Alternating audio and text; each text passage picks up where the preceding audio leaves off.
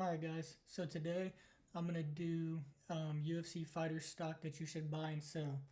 So we got a tier list here, starting at put house down. So put the house down means basically everything you got, all your money into this fighter stock.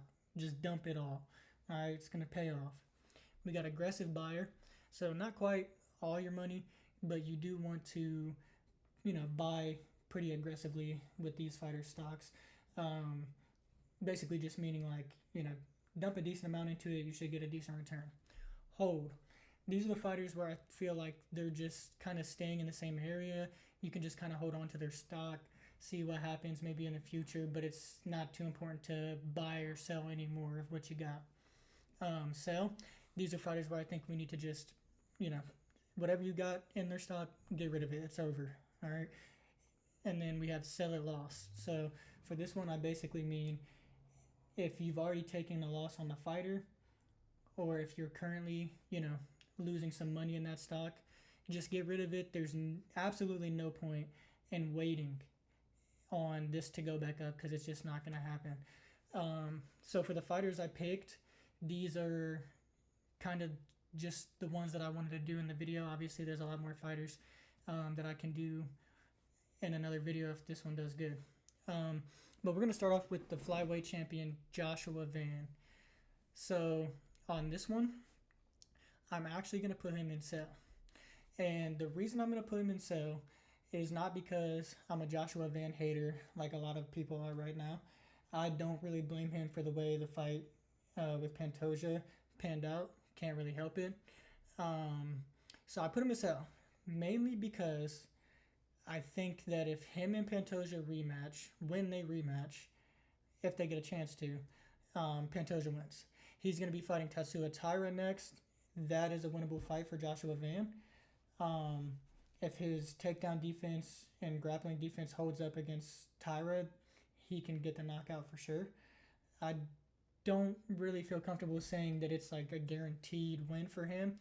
But even if he does win that, his next fight, whether it be Pantoja or Manel Kape, I think he will end up losing that one. I do think that even if he loses the belt, he's going to stick around, the high rankings, and he'll probably get back to it again eventually. He's really young. He's really good. But the way everything's going to pan out for him in his next few fights, I'm going to say just sell the stock. It's at an all-time high. Get rid of it while it's there before it starts to drop. All right. Alex Pereira, put the house down. This guy has a chance to do something that no one has ever done before in UFC history. He is already a double champ, which is a big enough deal on its own, right? That's a very exclusive club. DC, John Jones, Connor, Ilya, Islam. Great names that he's already in there with, right? I'm going to put him and put the house down. I do not see Cyril Gane beating him. And for the love of the game, I need, not even one. I was going to say one. No. I need him to absolutely slime. And I mean this in the worst way possible. I need him to slime Cyril Gane. I'm tired of Cyril Gane getting title shots and rewarded just because the heavyweight division is trash. Okay? If anybody should be fighting for the interim belt, it should be Alex Volkov. He won the fight against Gane. Dana told him he'd get him back or whatever for the robbery that the judges gave him. I think he should be the one. Now, stylistically, I will admit Cyril Gane versus Alex Pereira is a better fight than Volkov versus Pereira. It's going to be the first time Pereira is actually the smaller guy, kind of. But yeah, 3-division world champ, at least interim champ. If he ends up fighting Aspinall after that, I'm not really sure how I feel about that one just yet. But at least for his next fight, put the house down. He's going to beat Gane. He's going to be a 3-division champ. He's going to make history. All right, next. Amin Zahabi. I'm going to throw him in sale as well. He's on a pretty decent win streak. I think it's like 7 fights.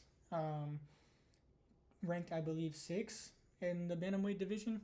So I'm putting him in sell because I see him losing to Sean O'Malley. He's not really a finisher.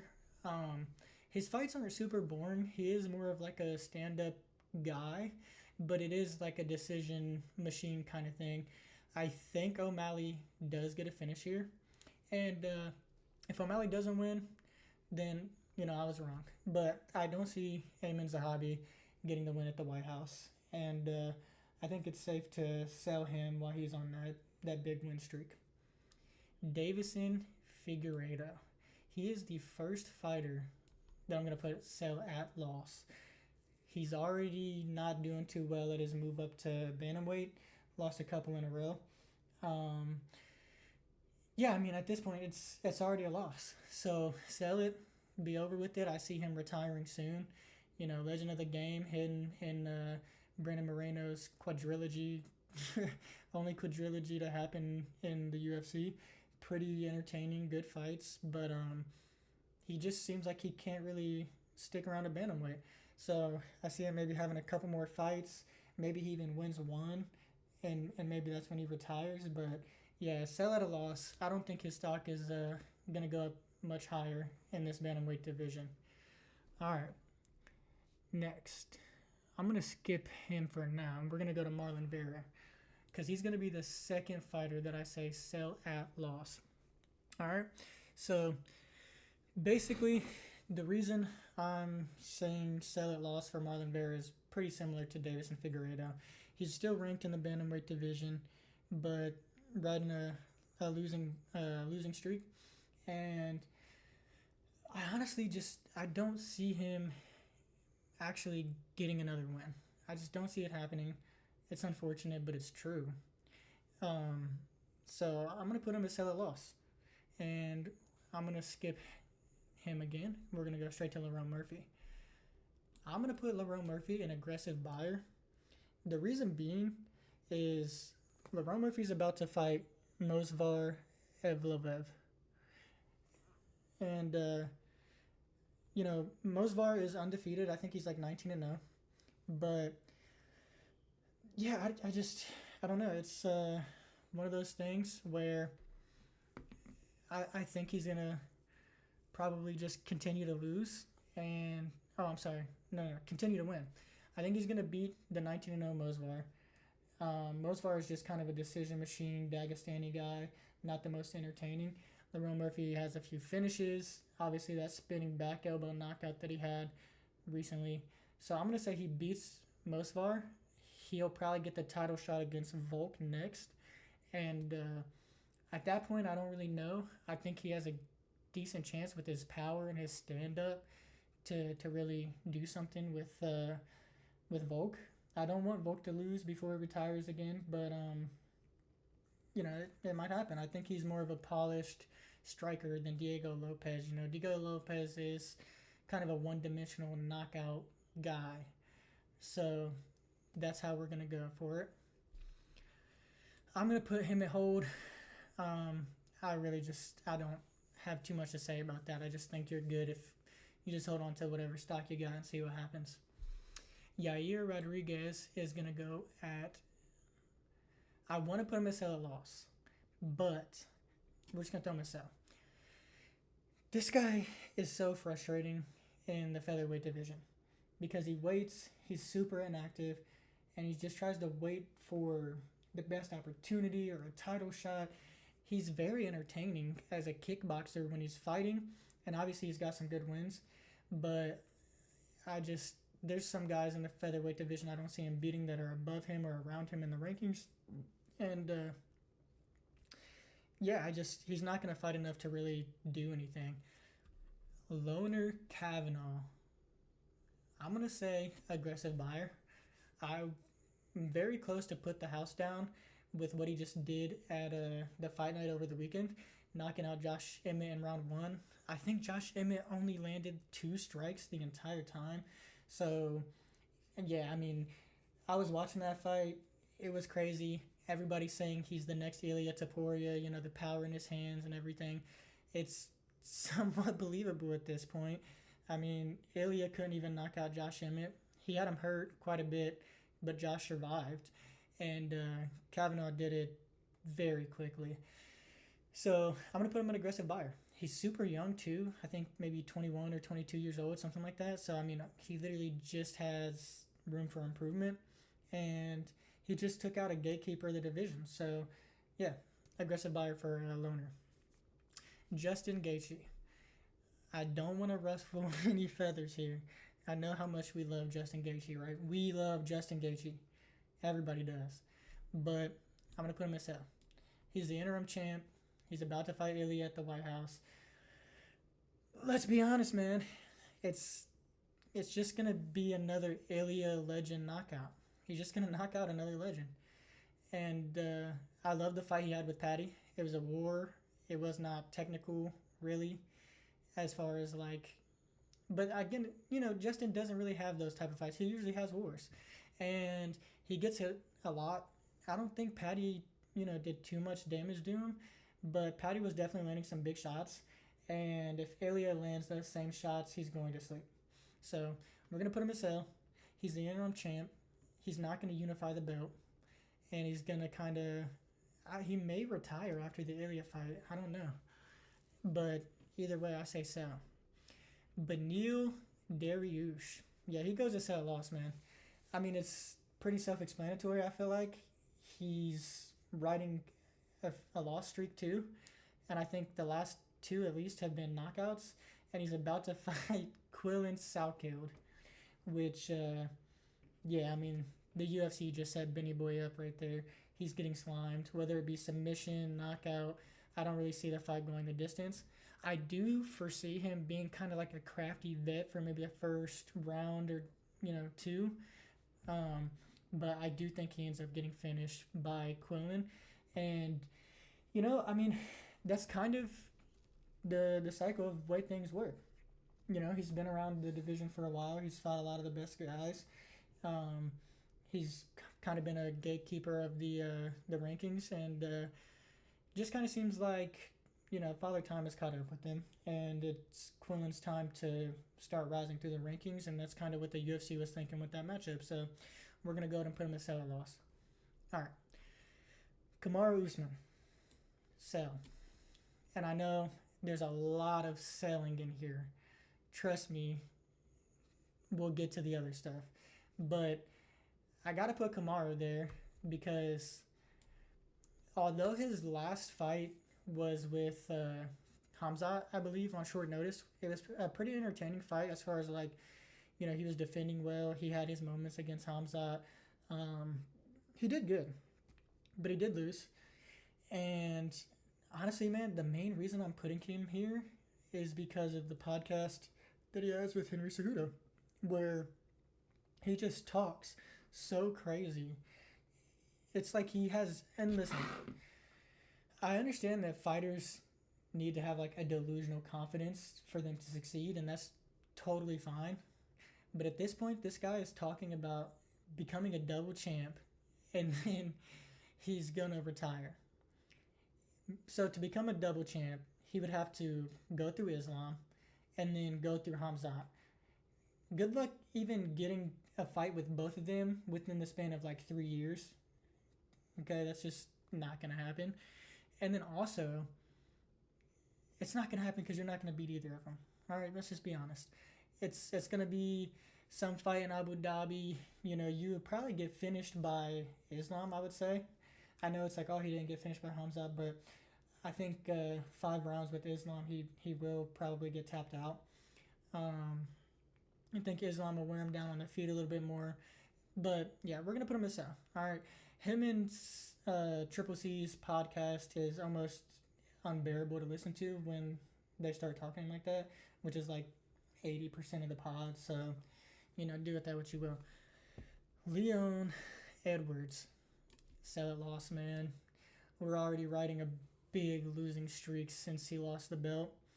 And I don't really know what matchup he would actually succeed in at this point within the rankings.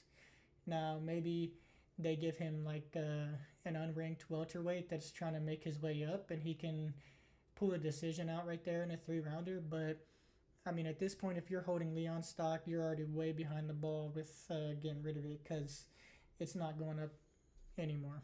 So, the next fighter is Sean Strickland. Aggressive buyer. All right, listen. I know how everybody's talking about him and Hamzat's fight, and I know most people are trying to be hopeful and say, "Oh, I don't know." Here's the thing, you guys. You know, my takedown defense is immaculate. That's what we're hoping for. And even if he gets taken down, we will see Sean stand back up time and time again. He will not be finished on the ground. He will jab and teep his way to victory against Hamzat. All right? You can call it cope. You can really call it whatever you want. But we all want to see that happen. Okay? We do not want to see Hamzat keep the belt and keep it as inactive as he's going to be. There's just no point. All right?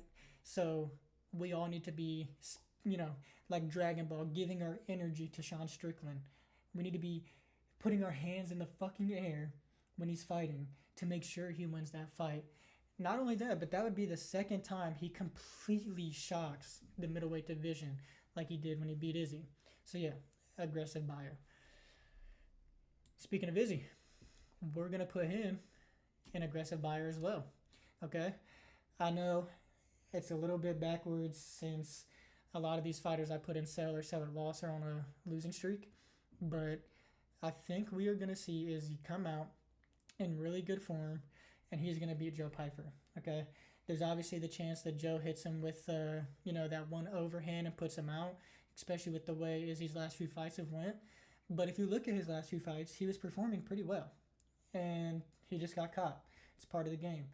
I think Izzy's movement will be way more effective in this fight with Joe Pyfer, and I think he gets it done.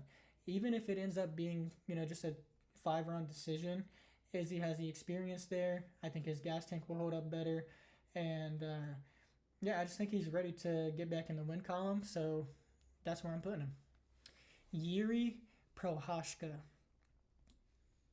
Put the house down, baby. Let's go. Our fucking samurai. Listen, he's going to win. He's going to be the light heavyweight champ again. He's going to fight Carlos Alberg. For 3 rounds, he's going to be looking awkward and getting hit. He might even get hurt like he always does. And then he's going to come out in the 4th round and just spark Carlos Alberg out. All right, it's going to be a flying knee, a spinning back elbow, something crazy. All right, after I saw him in his fight with Khalil Roundtree, first of all, in that fight, I picked Khalil to win. I thought, because I watched Khalil versus Jamal Hill, and it wasn't the most entertaining fight, but Khalil controlled that entire fight with the oblique kicks and the leg kick. He had Jamal Hill's legs, out of order as soon as the first round started. And, Khalil has big power. And honestly, it's the classic case. Khalil was winning the entire fight until he got knocked out. That 3rd round is where everything changed. He was piecing up Yuri, and he was doing pretty good. And then Yuri just fucking retard maxed his way to the win. So I think he's going to do it again.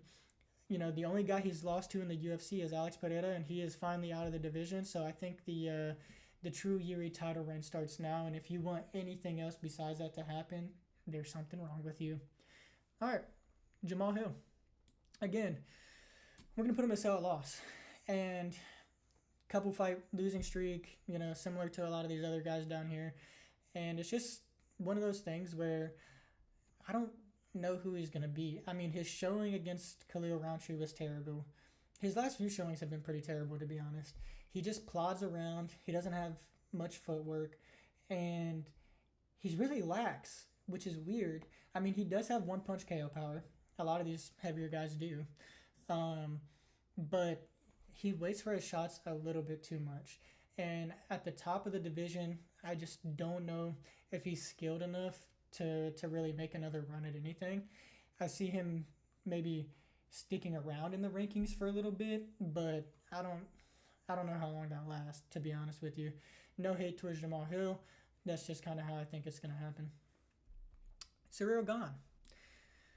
So, if I put Alex at put the house down, we got to put Ciryl Gane at sell. Now, the reason I'm not putting sell at loss is because, he's not really on no big losing streak, and he's kind of just plateaued, I would say, as far as stock goes after the eye pokes. So, sell makes sense here. We know he's going to lose against Alex Pereira, and yeah, I mean, get rid of the stock before it starts to dip. Derek Lewis. All right, he's the second guy going on hold. And the reason I'm putting him here is because no one expects Derek Lewis to make a run for the title. That last showing against Waldo uh, Costa, or Waldo Cortez Acosta, whatever, um, was pretty terrible. He was slow, out of shape, even though before the fight, there was pictures coming out of him looking the most in shape that he ever has. But yeah, I mean, respectfully, he's always been like a win two, lose one, lose one kind of guy, especially later in his career. Obviously, there was a time where he had a pretty big win streak and everything, but yeah, I mean, just hold the Derek Lewis stock. He's gonna get another flashy knockout at some point, I'm sure, before he retires. But not looking for him to do any really big things. Tai Tuivasa goes as sell at loss. All right, I don't know what to say, man. Everybody loves Bam Bam, you know, entertaining fights for the most part, but 6 fight losing streak, I think, and somehow still ranked number 15 in the heavyweight division. If that doesn't tell you how bad the heavyweight division is, then I don't know what to say, man. Like, it's pretty terrible. All right, but Ty lost his last fight to Talis and Teixeira. Um, it's a pretty decent first round, maybe for round and a half, and then they both completely gassed out for the rest of the fight, like what usually happens at a heavyweight. So sell that loss. No point to do anything else at this point with his stock. Just get rid of it, man. All right, Steven Asplund. He's going at aggressive buyer, and I know he just lost his last fight. A lot of the reason I'm putting him here, okay, is just because of how entertaining this guy is. If you have watched his last few fights, they're all stand up. Even when he does get gassed, he is still throwing. Now, a lot of the shots maybe, aren't going to be 100% power or whatever, but he is, plotting his way forward, trying to get into the fight. His last fight with Petrino was amazing. Such a good fight on a Apex card. And, I just think with his personality and his entertainment and his fighting style, he's already becoming a fan favorite, which is, it makes sense. He's one of my favorites. His fight on the Contender Series was good. His first official fight, like in the UFC, another knockout. And then even in the Petrino fight, man, he hurt him bad in the first round and even wobbled him again in the second, I think. Um, Unanimous decision loss. He had more damage on his face. I think he might have been up on strikes slightly, maybe. But Petrino was kind of, backing away, circling away, and Steven Asplund's not the type of guy that's gonna footwork his way to you and really start peppering you. You got to be another plotting heavyweight for him to stand in front of and bang with for it to really work. But I mean, listen, entertaining. Maximum Holloway, volume striker at heavyweight, which is just not something you ever see anymore. So that's why he is where he is. And yeah, I mean that's my list. If you guys like this type of video, let me know. I'll keep doing it. I think the next video I want to do is something similar with a tier list. I want to rank robberies, like decision robberies, on one of these tier lists and see, the top is definitely a robbery. The last one, last row being, not a robbery kind of thing. So that'll be my next one. Look out for that. And yeah, thank you guys for watching.